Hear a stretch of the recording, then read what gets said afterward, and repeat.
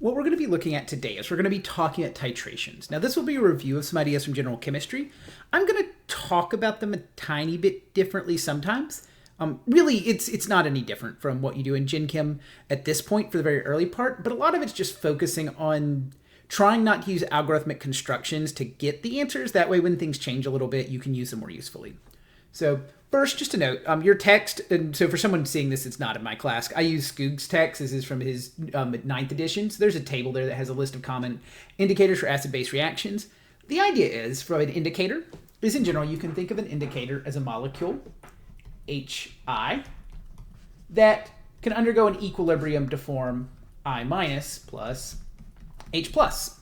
So effectively, your indicator can work like an acid molecule or an acid and then a conjugate base, right?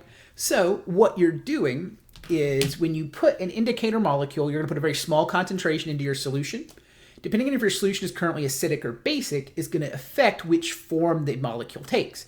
So as your solution becomes more acidic, it becomes easier to protonate your molecule. And so as the acidic nature of an indicator goes up, you're going to get more on this side. This will be the acidic side. Whereas when it becomes more basic and there's less hydrogen around, you're going to get this side. It's easier to pull it away. Now, it depends on what specific molecule you have for I, where that change happens, right? Like phenolphthalein gets used a lot because it works really well in strong acid, strong base titrations because it change happens. Honestly, I can't remember suddenly, but it's close enough to 7 that we use it there. I think it's a little bit higher, but it changes from clear to pink, so it works really well. But there are a bunch of other indicators. You can see them there. Note, this is why we only use a few drops of indicator. If you use a whole bunch of indicator, eventually you're actually effectively adding acid into the solution that drastically could change your concentration measurement. Technically, any amount of indicator has some effect. So like you have a bit of error from indicator addition, but it's usually fairly small. So if you're doing something, you just want a quick color change, it's the easiest way to see something quickly with that, right? Rather than having to try to use a pH monitoring system the whole way through.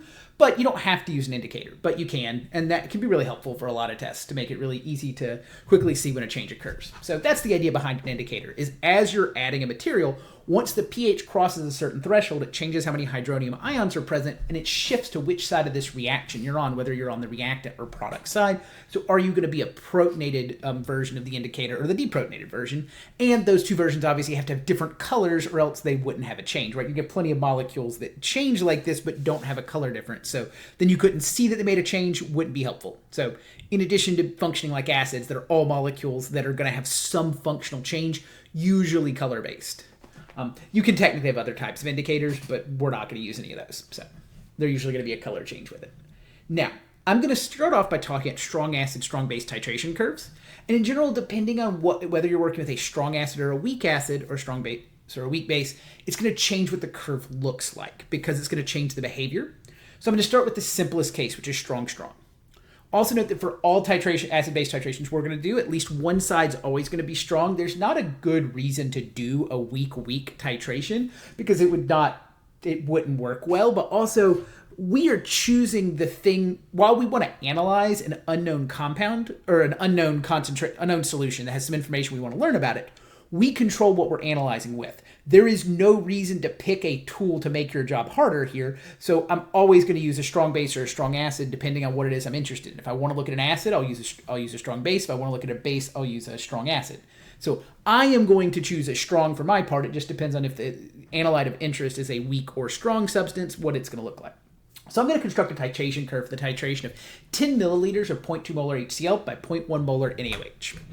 So first, you need to keep in mind what reaction's actually happening, right? So when you combine HCl and NaOH together, these are both strong acids and strong bases. As a reminder what that means, a strong acid is one that completely dissociates and a strong base is one that completely dissociates.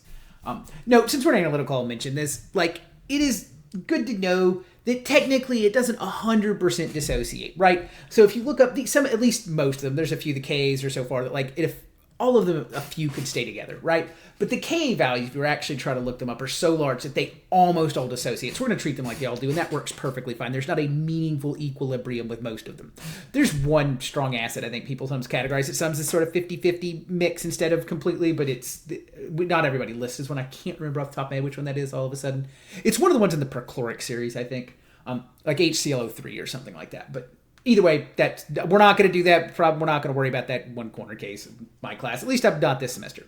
So What this means is effectively when you put either of these in water, you have a bunch of H3O plus or H plus. You remember, we can represent this both ways. They mean the same piece of information. You'll see it both ways. It's just how we're thinking at it. You'll write them different ways at different times. They mean the same thing. And then sodium hydroxide has a bunch of OH minus floating around. You don't care about the Na plus and Cl minus. They act as spectator ions. Now, if you have to calculate an activity, then you worry about that and you do that calculation separately. But for the titration itself, I'm not going to worry about that right now. So, assuming activities aren't the thing we're worried about, you have H0 plus and OH minus when you have both of these substances separated, right? So if I've got a titration, like I've got a beaker here, maybe it's got some HCl in it. And I want to learn some of that HCl, so I have a burette, which I'm going to draw very poorly. That's fine. And it's going to have NaOH in it. That burette is weird. Whatever. You get the idea. Now, when they're separated, this has a bunch of OH minus in it, the sodium hydroxide. This has a bunch of H plus, the HCl. The issue is, once they mix together, you will not, in appreciable quantities, keep both of those at the same time because HCl, or H3O plus, can react with OH minus to form water. And so their concentrations get affected by Kw. For that reason, as you add one in a strong acid, strong base case, they're always going to be constantly reacting with each other. And so you're not going to say they meaningfully coexist until you get to right at pH 7, right when they're neutralized. Then they both coexist according to Kw. But until then, you're going to initially, because the bottom is HCl in this case, so we're working with an acid, that means it's going to start off H3O plus, and as you add the OH minus, you're going to lose some of the H3O plus, but it's still going to be predominantly H3O plus until you've added enough to get rid of all the H3O plus. So, let me make sure I remember the numbers right. So 10 milliliters. So I said 10 milliliters. Is the HCl 0.2 molar? Yeah, I said this was 0.2.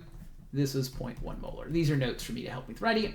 So, what that means is I'm going to start off at a fairly low pH. I'm purposely not going to put numbers directly on this.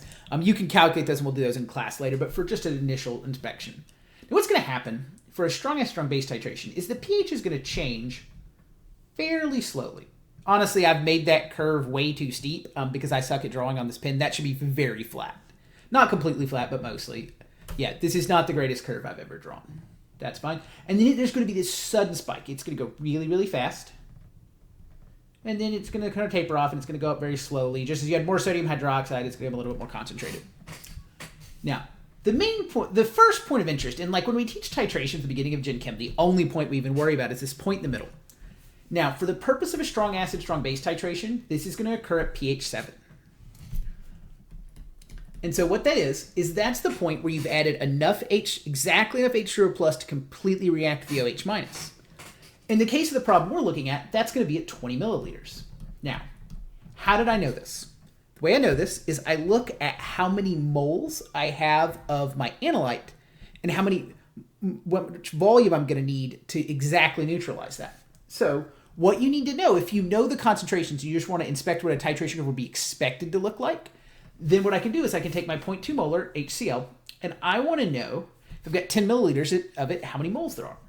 So if I take my 10 milliliters, 0.0100 liters, this is of my HCl, and I multiply it by its molarity, because that's moles per liter, that would be 0.2 moles per 1 liter. And I should have put some extra zeros on the end of that molarity. I think I did over here. Yeah, there's 2 more zeros, right? I should have 3 sig figs.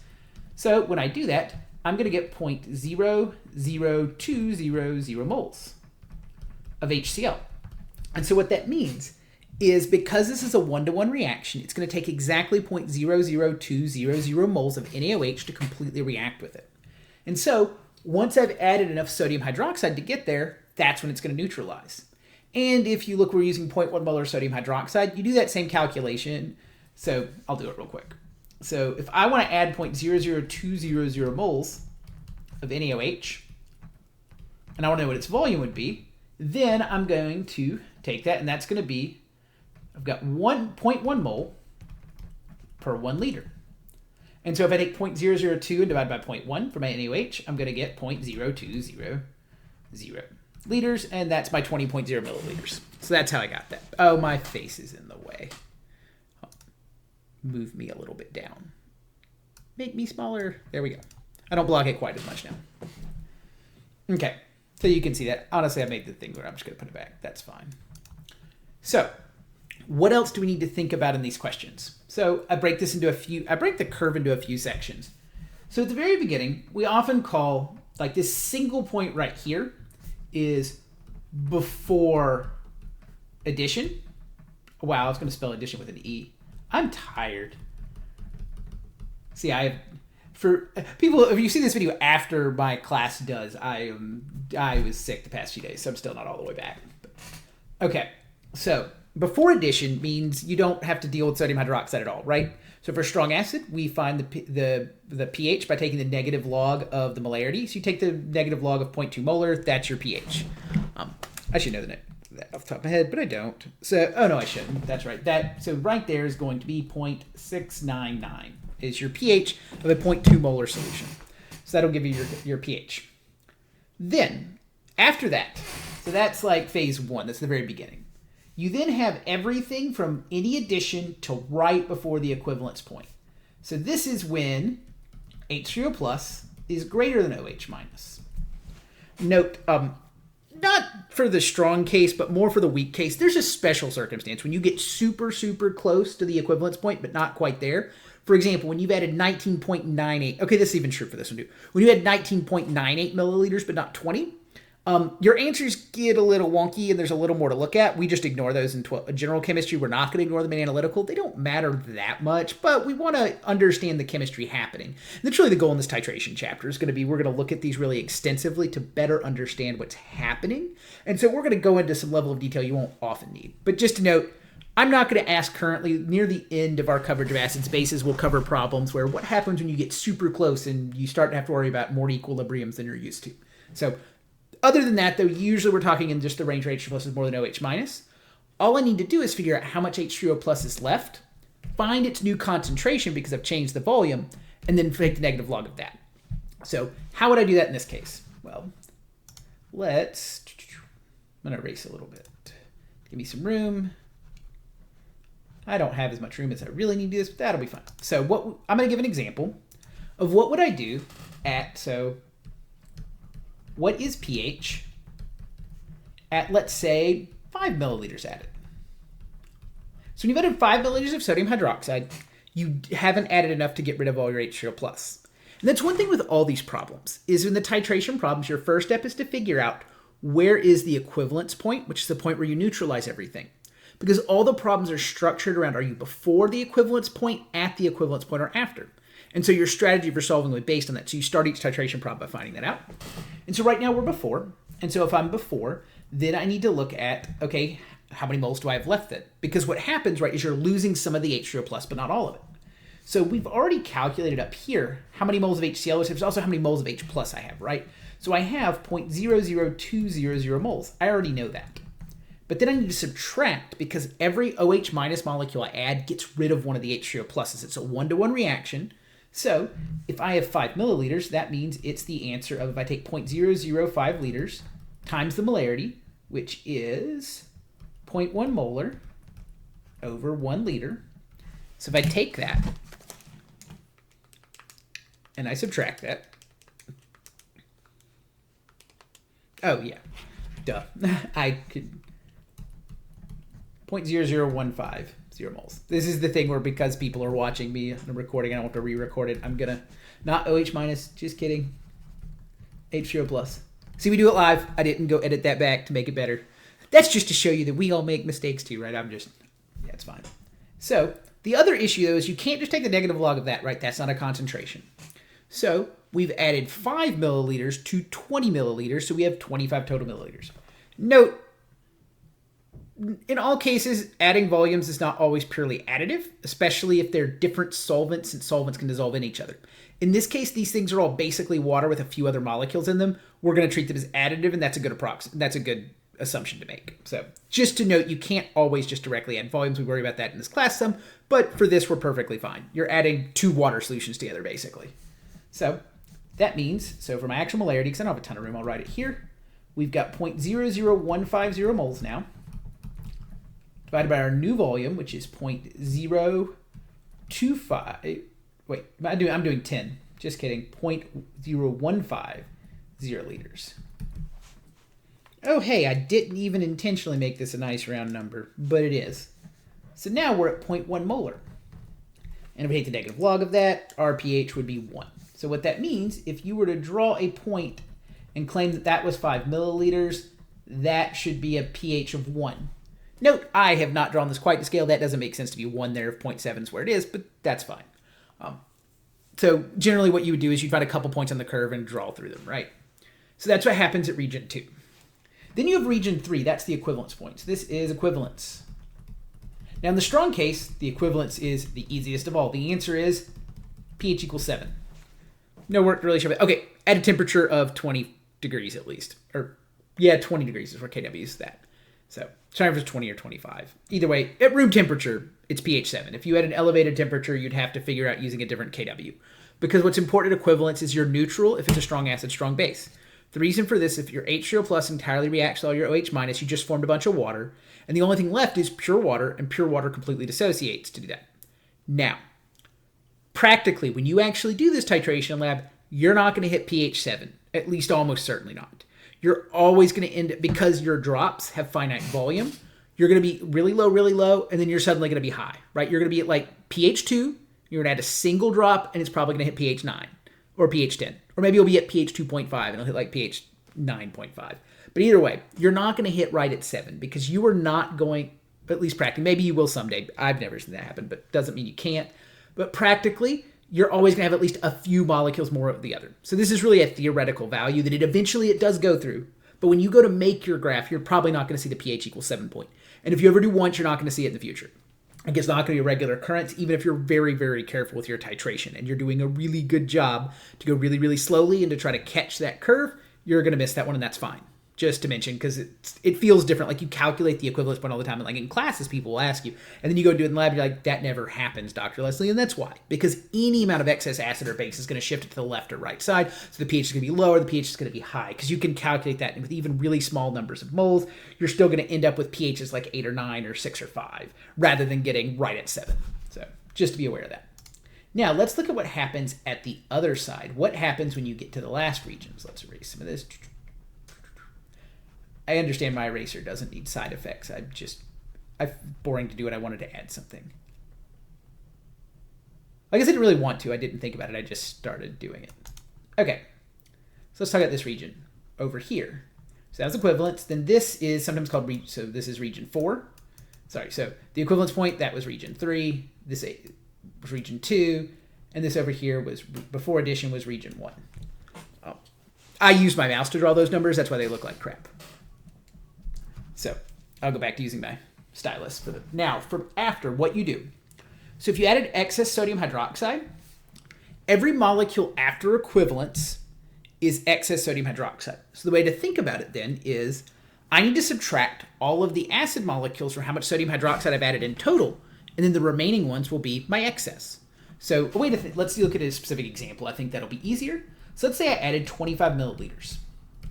Well, now I'm going to think of the OH minus as the thing I've got a bunch of, and then I'm subtracting the acid away because now I'm in the excess base region instead of the excess acid region. So I'm taking the thing in excess and subtracting the other thing from it. So I'm at 25 milliliters, and so I have 0.0250 liters, 0, times my 0.1 moles per liter. And that's going to be, okay, I can do it without a calculator, 0.00250 moles of OH minus. Now we've already calculated moles of HCl. It's one reason to do these in small steps. So now I can subtract that from that. So 0.00250 moles. This is my base. And then I'm reacting it with my acid. So the reason I can subtract these is because one of them makes the other go away. So so whichever one is in excess, the one that's not in excess is going to remove those. And so what I have left over is 0.00050 moles of OH minus. And so now I just need to find that molarity. So I've got 0.00050 moles.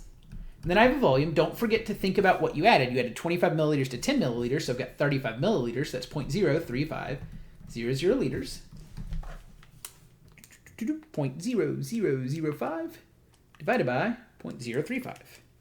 So this will give me 0.0143 molar. Now that's an OH minus concentration. So first I'll take the negative log of that, that'll give me a pOH. I'm going to make sure I write this down of 1.85, which means I have a pH of 12.15.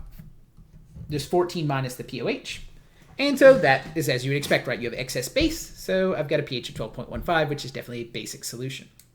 So for all of these problems, it's about realizing where you are on the curve. Are you before any addition, and then you can just ignore all that other stuff. You don't have to worry about the OH minus.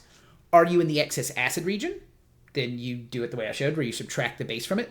Are you at equivalence? Then for these problems, it's just pH equals 7, or if you're at an elevated temperature, you could look up Kw and know the two concentrations of H0 plus and OH minus have to be equal. Take the square root and of the Kw, that's your H0 plus concentration. Take the negative log of that, you've got pH. Or are you in the excess base region, where then you would have to take the amount of base molecules, calculate that, subtract the acid molecules that are in there, and then you have the leftover base. Note you would reverse all those ideas if you started with a base and added acids. The curve would start up high, would go down through 7, and then go down to a low pH where it was acidic. So in terms of problem calculation, I should be able to give you a strong base and a strong acid, tell you their concentrations. You should be able to tell me the pH at any point along the curve, and I should be able to give you 3 or 4 points, and you should be able to calculate all those and then draw a curve like this. No, I'm not going to give you a hard, like for grading drawings, right? Like I'm not going to be unreasonable. Like just make sure marks are clear, right? Like this curve is not great. A computer would have generated a better thing with real data, right? But the basic idea of it goes through 7, and so I'll make sure that you'd want to designate each of your calculated values on your curve if you were to have to draw one. So that's how we can think about strong acid and strong base titrations. From here, I'm going to be looking at titrations using weak substances next, but this finishes up our strong titrations.